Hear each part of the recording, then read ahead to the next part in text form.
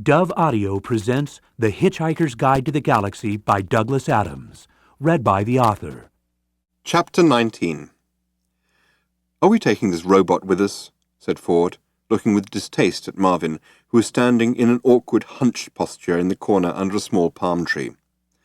Zaphod glanced away from the mirror screens, which presented a panoramic view of the blighted landscape on which the Heart of Gold had now landed. "Oh, the paranoid android," he said. "Yeah, we'll take him." "But what are you supposed to do with a manically depressed robot?" "You think you've got problems," said Marvin, as if he was addressing a newly occupied coffin.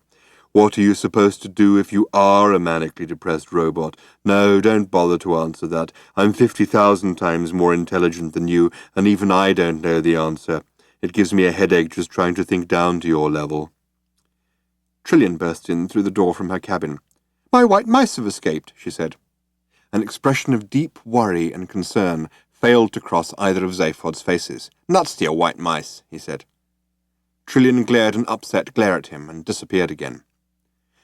It is possible that her remark would have commanded greater attention had it been generally realized that human beings were only the third most intelligent life form present on the planet Earth, instead of, as was generally thought by most independent observers, the second. "Good afternoon, boys." The voice was oddly familiar, but oddly different.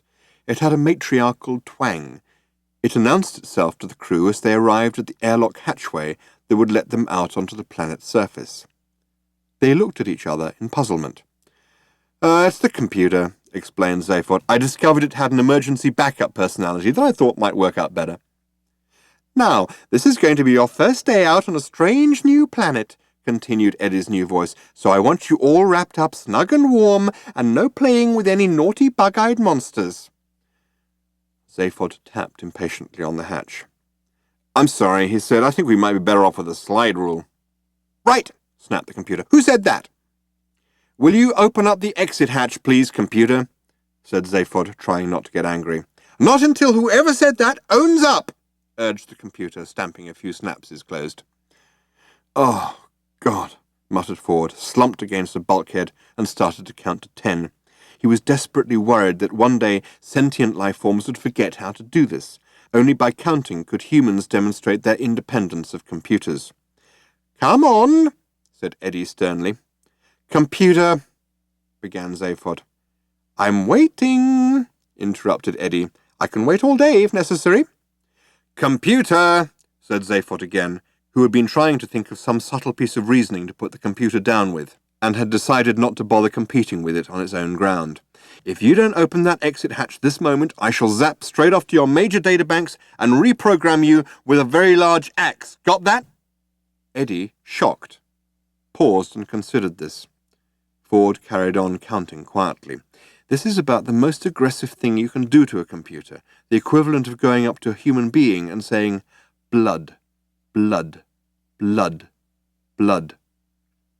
Finally, Eddie said quietly, "I can see this relationship is something we're all going to have to work at." And the hatchway opened.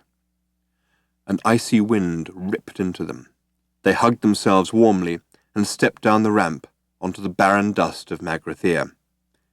"It'll all end in tears, I know it," shouted Eddie after them and closed the hatchway again. A few minutes later, he opened and closed the hatchway again in response to a command that caught him entirely by surprise.